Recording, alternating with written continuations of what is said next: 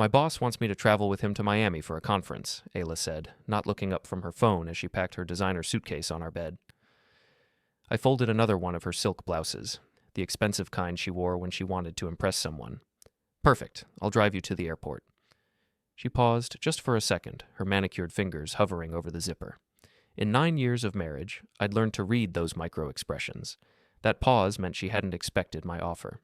She'd probably already arranged for someone else to take her. You don't have to, Evan. I know you're busy with the Morrison security contract. Never too busy for my wife. I smiled the same easy smile that had gotten me through countless FBI interrogations back when I was tracking foreign assets instead of corporate thieves. Besides, airport parking is expensive. She relaxed, returning to her packing. Ayla Maris, she'd kept her maiden name for professional reasons, was a corporate lawyer at Trenwick & Associates. 43 years old, ambitious, and lately distant in ways that had nothing to do with work stress. I carried her suitcase downstairs, noting its weight. Heavy for a 3-day conference. Heavy enough for someone planning to stay longer or someone packing for 2 different kinds of meetings. The drive to the airport took 25 minutes through downtown traffic. Ayla spent most of it on her phone, typing messages with the kind of focus she usually reserved for depositions. I made small talk about the weather, about our daughter Amelia's college applications, about anything except the real reason I'd insisted on driving her. Terminal B, right? I asked, pulling into the departure lane. Yes, the conference hotel shuttle picks up there. I popped the trunk and retrieved her suitcase. She kissed my cheek, a perfunctory gesture that felt more like checking a box than showing affection. I'll call you when I land, she said, already moving toward the automatic doors. Love you too, I called after her. But she was gone, disappearing into the crowd of travelers with their rolling luggage and boarding passes. I didn't drive away. Instead, I parked in the short-term garage and walked back to Terminal B. Old habits from my counterintelligence days. Always verify, never assume. Trust but verify had been my motto for 15 years with the Bureau, and it served me well in my current work as a private security consultant. Ayla emerged from the security checkpoint 40 minutes later, but instead of heading toward the Miami gates, she walked directly to Gate 14. I checked the departure board. Gate 14 was a flight to Chicago. Her boss, Hale Trenwick, was waiting there with his own carry-on bag and a smile that lingered too long when he saw her. I watched them board together, noting how he placed his hand on the small of her back, how she leaned into him when they laughed. Body language doesn't lie, even when people do. My phone buzzed with a text from Ayla. Boarding now. Miami weather looks perfect, I typed back. Safe travels. Miss you already. But I was already walking back to my car, my mind shifting into operational mode. Because Ayla wasn't going to Miami, she was going to Chicago with her boss, and that meant everything I thought I knew about my marriage was about to change. The drive home gave me time to think. Our house in Riverside Heights was a modest 2-story colonial that we'd bought when Amelia was born. Nothing fancy, but it was ours, or at least it had been ours when ours meant something. I pulled into the driveway and sat in the car for a moment, staring at the front door. 20 years ago, I would have kicked it in and started breaking things. But 20 years ago, I was a different man. Now I was methodical, patient, strategic. My phone rang as I unlocked the front door. Unknown number, but I recognized the area code. Evan Mercer. Mr. Mercer, this is Liora Selric. I believe we need to talk. Liora Selric, Hale Trenwick's wife. I'd met her twice at firm holiday parties. Elegant, quiet, the kind of woman who noticed everything and said little. About what, Mrs. Selric? About Chicago. About the conference that doesn't exist. About why my husband thinks I'm visiting my sister in Portland this weekend. I sank into my kitchen chair, suddenly understanding that I wasn't the only one who'd been paying attention. Where would you like to meet? Your house. 1 hour. And Mr. Mercer, bring coffee. This is going to take a while. Liora Selric arrived exactly 1 hour later, carrying a leather portfolio that looked expensive enough to buy a small car. She was younger than I'd remembered, maybe early 40s, with the kind of understated elegance that came from old money and good breeding. Thank you for seeing me, she said, settling into my living room like she belonged there. I assume you know why I'm here. I poured coffee from the pot I'd made, noting that her hands were steady when she took the cup. Whatever she was feeling about her husband's affair, she wasn't letting it show. I have suspicions, I said, but I'd like to hear what you know. She opened her portfolio and spread papers across my coffee table like she was preparing for a board meeting. Hotel receipts, credit card statements, phone records, a pregnancy termination receipt dated 6 weeks ago. Hale thinks he's clever, she said, her voice carrying the kind of controlled fury that comes from years of disappointment. He uses his corporate card for everything, thinking I won't see the statements, but I've been the CFO of 3 companies. I know how to read financial records. I studied the documents. The Fairmont Chicago, the Peninsula, the Four Seasons, always the same pattern. 2 rooms booked, 1 mysteriously canceled at the last minute. How long? I asked. 8 months, maybe longer. The first charge I can definitively identify is from last March. She pulled out a folder marked with Ayla's name.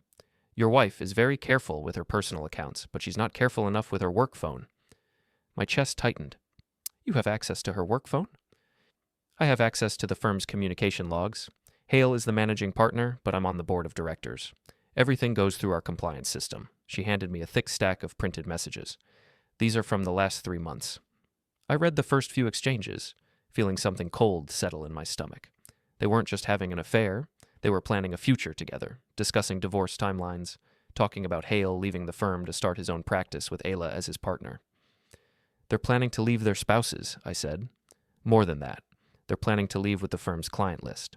Hale has been copying files, moving contacts to personal accounts. It's not just adultery, Mr. Mercer. It's corporate theft. I set down the papers and looked at her directly. What do you want from me? I want them to face consequences. Real consequences. Not just a messy divorce where they ride off into the sunset with stolen clients and no accountability. Her voice remained calm, but I could see the steel underneath. I want them destroyed. That's a strong word. It's the right word. They've destroyed our marriages. They've stolen from the firm. They've lied to everyone who trusted them. Why should they get to walk away clean? I leaned back in my chair, considering. In my FBA days, I'd seen plenty of people who thought they were untouchable. Politicians, corporate executives, foreign agents, who believed their positions made them immune to consequences. They were always wrong. What did you have in mind? Liora smiled for the first time since she'd arrived. It wasn't a pleasant expression. I've already started. Hale thinks I'm in Portland, but I'm actually liquidating our joint accounts. Every penny he has access to will be frozen by Monday morning. His corporate cards will be declined. His expense accounts will be flagged for audit. That's a good start. It's just the beginning. I've also contacted the State Bar Association about potential ethical violations, sleeping with subordinates, misappropriating firm resources, conflicts of interest. Even if they don't disbar him, the investigation will destroy his reputation. I found myself impressed despite the circumstances. You've thought this through. I've had months to think about it, but I need your help with your wife. I can handle Hale, but Ayla is more careful. She hasn't made the same mistakes he has. What kind of help? You're former FBI. You know how to gather evidence. You know how to build a case. I need someone who can match her caution with better strategy. I considered her proposal. The smart thing would be to file for divorce, split our assets, and move on with my life. But looking at those printed messages, reading about how they'd laughed about their clueless spouses, I felt something harder than hurt settling in my chest. All right, I said. But we do this right. Nothing illegal. Nothing that can come back on us. Agreed. Though I should mention, I've already booked a flight to Chicago. I thought you might want to see their reunion in person. I stared at her. You want to confront them at the airport? I want to confront them at the hotel. Tonight. While they're having dinner at the restaurant where they had their first date 8 months ago. She pulled out another sheet of paper. Hale made reservations. Same table where he told her he was falling in love with her. The cold feeling in my stomach was spreading. How do you know about their first date? Because I hired a private investigator 3 months ago. I know about every hotel, every restaurant, every lie they've told. She stood up, smoothing her skirt. The question is, are you ready to stop being the understanding husband and start being the man who fights back? I looked at the evidence spread across my coffee table. 8 months of betrayal, 8 months of lies, 8 months of planning a future that didn't include the people they'd promised to love and honor. Book me a seat on that flight, I said. The flight to Chicago took 2 hours, but it felt like minutes. Liora and I sat in business class. She'd upgraded us both, saying she wanted to arrive properly prepared for what was coming. She spent the flight reviewing her strategy like a general planning a battle. The restaurant is called Alinea, she said, showing me pictures on her tablet. 3 Michelin stars. Hale proposed to me there 12 years ago. He's taking her to the same place he proposed to you? Men like Hale aren't creative. They find something that works and repeat it. She closed the tablet. He's probably telling her the same stories he told me, using the same romantic gestures. It's almost pathetic. I studied her profile as she stared out the airplane window. This doesn't hurt you? It stopped hurting months ago. Now it just makes me angry. She turned back to me. What about you? Are you hurt or angry? I thought about Ayla packing her suitcase, lying about Miami with the same casual ease she used to discuss weekend plans. Both, but anger is more useful. Good. We'll need that anger tonight. The hotel was the Peninsula Chicago, a gleaming tower in the heart of downtown. Liora had booked us a suite on the same floor where Hale and Ayla were staying. She'd also managed to get a copy of their dinner reservation. How did you get all this information? I asked as we checked in. Money and connections. Hale taught me that everything has a price, including privacy. Our suite had a view of the city lights and enough space for a small army. Liora immediately set up her laptop and started printing documents from a portable printer she'd brought in her luggage. What are those? Evidence packets. One for hotel management, one for the State Bar Association, one for your wife's firm, and one for the Chicago Tribune business section. She handed me a thick folder. That one's for you to give to your wife personally. I opened the folder and found myself looking at a complete timeline of the affair. Photos from hotel security cameras, credit card receipts, phone records, even screenshots of text messages between Ayla and Hale discussing their future together. How did you get the text messages? Hale's phone backs up to our shared iCloud account. He never changed the password. She smiled grimly. 15 years of marriage, and he still can't remember to update his security settings. At 8:30, we took the elevator down to the restaurant level. Alinea was everything Liora had described. Elegant, expensive, and intimate. The kind of place where people made life-changing decisions over 7-course meals. Hale and Ayla were seated at a corner table, leaning close together over champagne and what looked like the restaurant's signature appetizer. They were so focused on each other that they didn't notice us until we were standing right beside their table. Hello, darling, Liora said to her husband. Enjoying your business dinner? Hale looked up and went completely pale. Ayla's champagne glass stopped halfway to her lips, her eyes wide with shock. Liora, Hale stammered. What are you doing here? I thought you were in Portland. I was never going to Portland, just like you were never going to Miami. She pulled out a chair and sat down without being invited. Mind if we join you? I think we have a lot to discuss. I took the seat next to Ayla, noting how she'd instinctively moved away from me. Hello, honey. How was your flight from Miami? Oh, wait, that's right. You never went to Miami. Evan, I can explain. I'm sure you can. You're a lawyer. Explaining things is what you do. I placed the evidence folder on the table between us. But before you start, you might want to look at this. Ayla's hand shook as she opened the folder. I watched her face change as she flipped through the pages, shock, fear, and finally a kind of resignation that told me she knew exactly how comprehensive our evidence was. Where did you get this? She whispered. Does it matter? The question is, what are you going to do about it? Hale was having his own conversation with Liora, his voice getting louder as other diners started to notice the commotion at our table. You can't just freeze our accounts, he was saying. That's financial abuse. It's asset protection, Liora replied calmly. I'm protecting our marital assets from being used to fund your affair. Any competent attorney would advise the same thing. I am a competent attorney. No, darling. You're a cheating husband who's about to be an unemployed cheating husband. There's a difference. The restaurant manager appeared at our table, clearly uncomfortable with the scene we were creating. Is everything all right here? Everything's perfect, I said, standing up.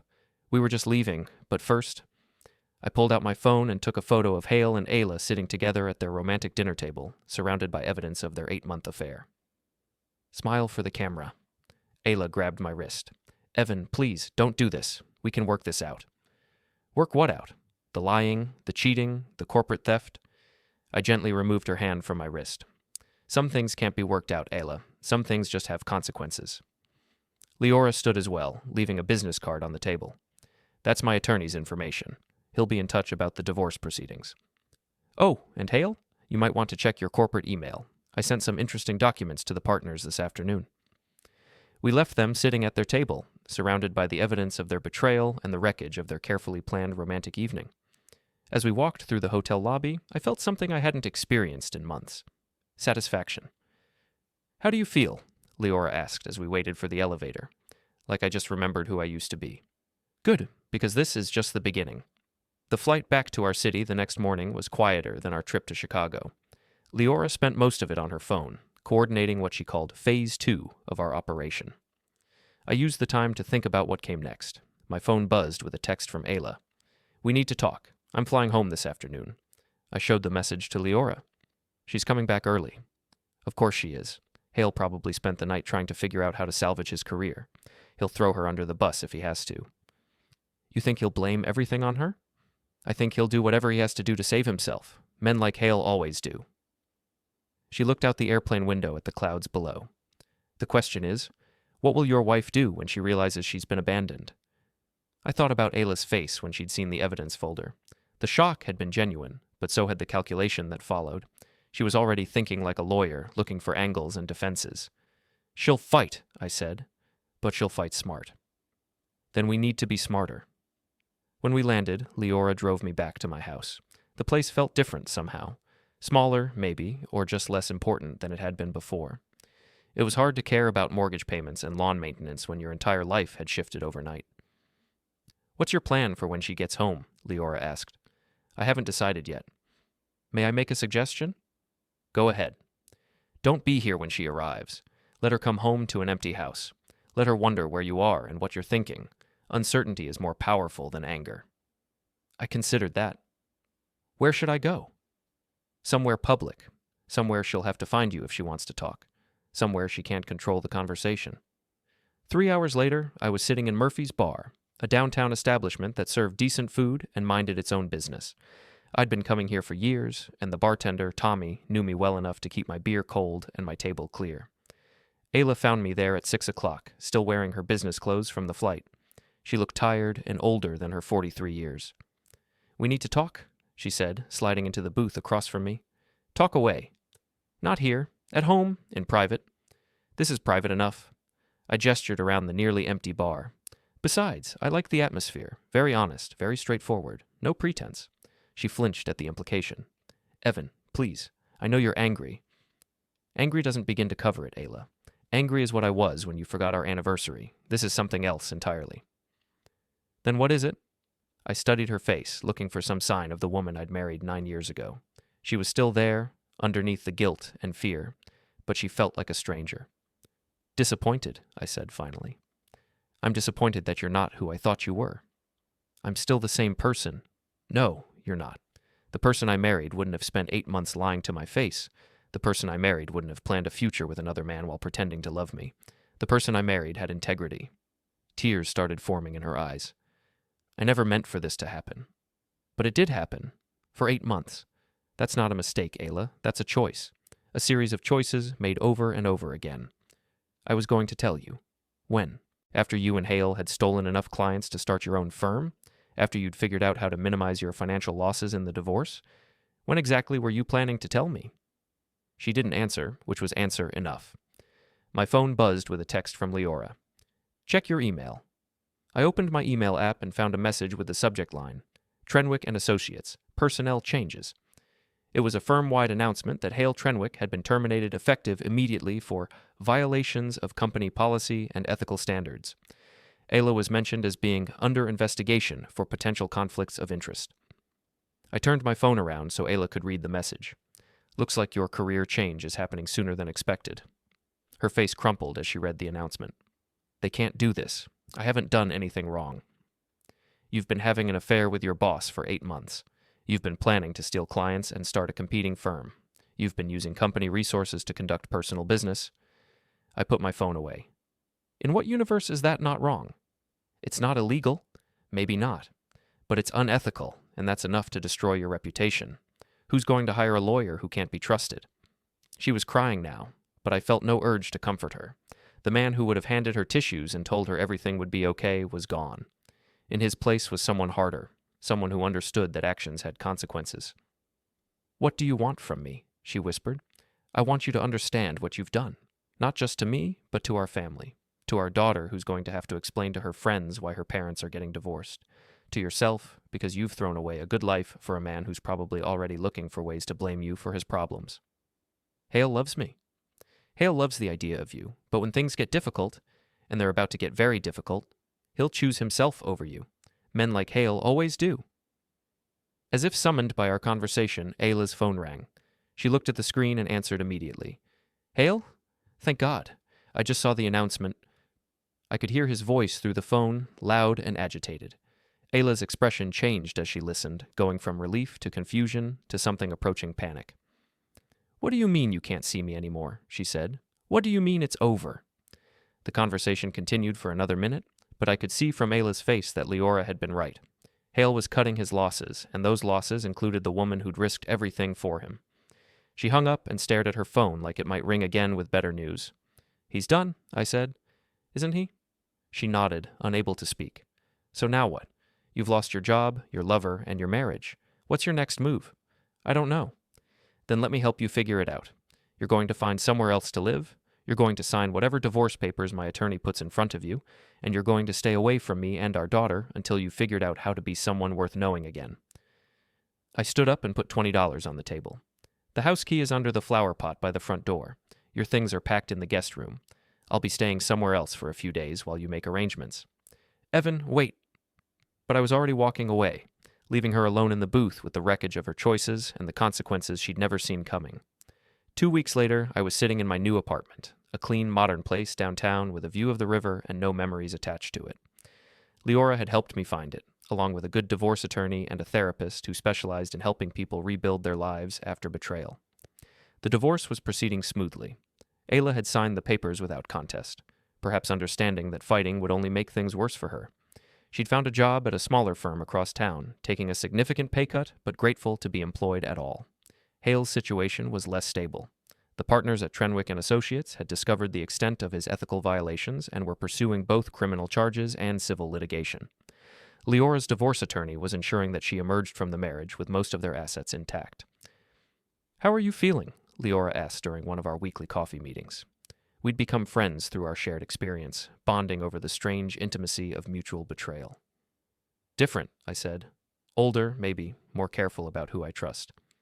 That's not necessarily a bad thing. No, it's not. But it's sad that it was necessary. She nodded, understanding exactly what I meant. Have you heard from Ayla? She sent a letter last week, apologizing, explaining, asking for forgiveness. I stirred my coffee absently. I read it twice and threw it away. Not ready to forgive? Not sure forgiveness is the point. Some things change you permanently.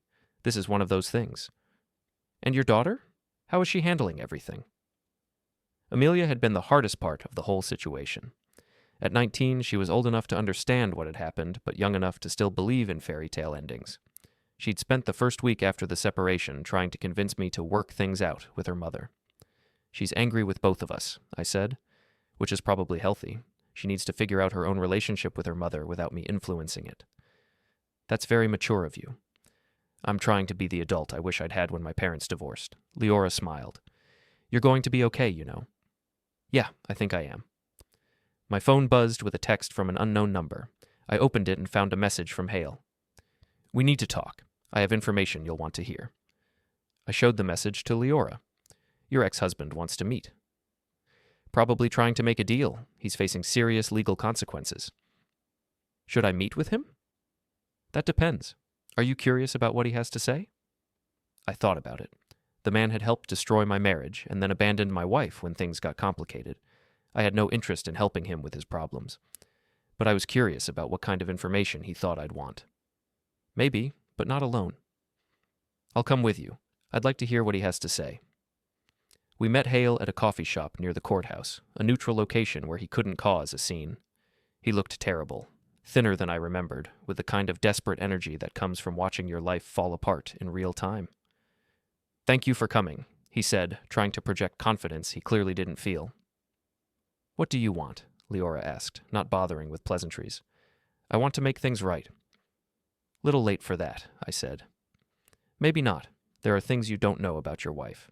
Things that might change how you feel about the divorce settlement. I leaned back in my chair. Such as? The affair wasn't my idea. It was hers. She pursued me, not the other way around. And she had reasons that had nothing to do with love or attraction. What kind of reasons? Hale pulled out a folder. Apparently everyone had folders these days, and spread papers across the table. Your wife has been embezzling from client accounts for 2 years. Small amounts, carefully hidden, but consistent. She seduced me to get access to the firm's financial systems and cover her tracks. I studied the documents. Bank records, transfer authorizations, account modifications. If they were genuine, they showed a pattern of financial manipulation going back much further than the affair. "Why should I believe this?" I asked. "Because I have the electronic records to prove it, and because she tried to frame me for the embezzlement when she realized everything was falling apart." Liora was reading over my shoulder. "These look legitimate." "They are legitimate. Your wife is a very smart woman, Evan. She played both of us." I felt something cold settling in my stomach again. Not anger this time, but a kind of weary recognition. "What do you want in exchange for this information?" "I want you to give it to the prosecutors. Let them know that I was a victim too, not a co-conspirator." "And why would I do that?" "Because your wife is about to disappear. She's been moving money to offshore accounts for months. When the investigation gets close enough, she'll vanish, and you'll never see a penny of what she stole from you." I looked at Liora, who was still studying the financial records. "What do you think?" "I think," she said slowly, "that we've been playing checkers while your wife was playing chess." I gathered up the papers and put them back in the folder. "I'll consider it." "Evan, you don't understand. She's dangerous. She's been planning this for years. The affair, the divorce, everything. It's all been designed to position her to disappear with as much money as possible." "Then I guess I'd better stop her." I stood up and walked away, leaving Hale with his desperation and his deals. But I took his folder with me, because even if he was lying about some things, the financial records looked real enough to investigate. Outside the coffee shop, Liora caught up with me. "What are you thinking?"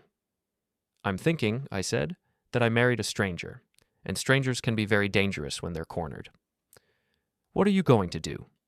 I looked at the folder in my hands, thinking about trust and verification, about the difference between the person you think you know and the person who actually exists. "I'm going to find out who my wife really is," I said. "And then I'm going to make sure she faces the consequences for whoever that turns out to be." The story was far from over. In fact, I was beginning to suspect it had barely begun.